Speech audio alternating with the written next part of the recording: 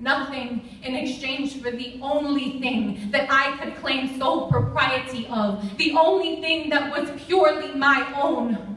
Crudely excavating crevices and alcoves, hastily examining treasures and secrets only to discard them just as quickly, lazily trying to pacify me with it's okays and it feels good, the offering of your half-cocked peace pipe. Your disingenuous gentleness. A treaty designed merely to keep me quiet enough for you to finish your excursion. And I submitted. One tear managed to squeeze its way past tightly shut eyelids, attempting to protect their owner from the sight of the pillaging happening before her. I trying to anonymitize my looter, but I already knew you. So despite my efforts, your face was as vivid to me in the blackness of my closed eyes as is the flash of light when you blink after staring at the sun for too long. I might as well have watched you. And perhaps I should have.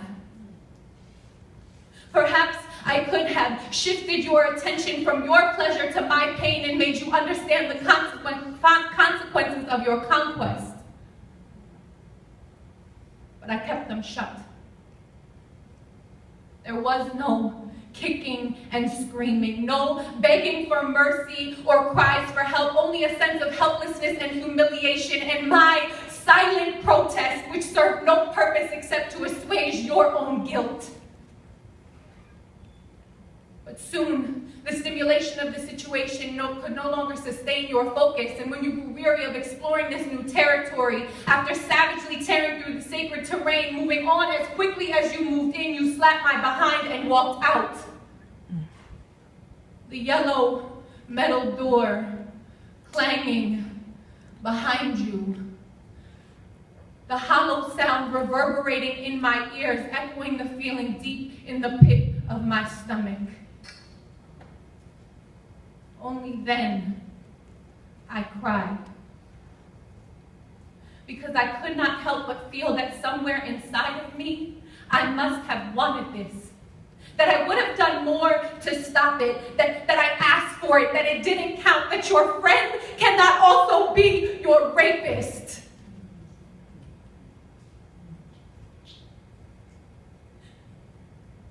Now, you're a father, and I cannot help but wonder if someday your son will do the same thing to some other young girl who only wants his attention.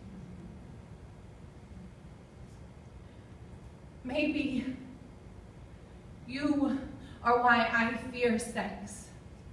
Maybe you are why I do not cherish physical intimacy. Maybe you are why I don't demand more of my partners. Maybe you are why I believe I will never be married. But whichever of these may be true, I do know one thing. You cost me everything that means something. You took from me more than you could ever be truly grateful for.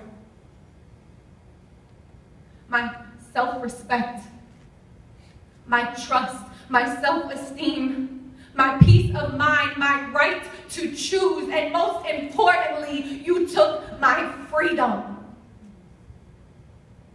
For years, I have been a slave to you, allowing what you did to shackle me to a pattern of self-doubt and destruction, a pattern of emotional and mental abuse that I continued to feed into because I believed that it's what I deserved, tethered to the belief that I was somehow defective, because how else could this have happened? No means no. Means no. Means no more. No more. I am calling for a revolution.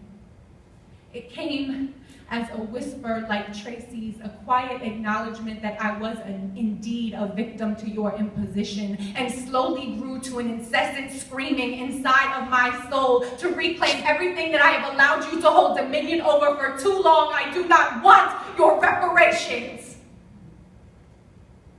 The realization that rape is not always a random act, that it is not what we see on SVU, that it does not require a stranger climbing in your window late at night, bruises, battery, and a grand display of thrashing resistance and violent struggle, and the understanding that I was, in fact, raped after all, is enough for me.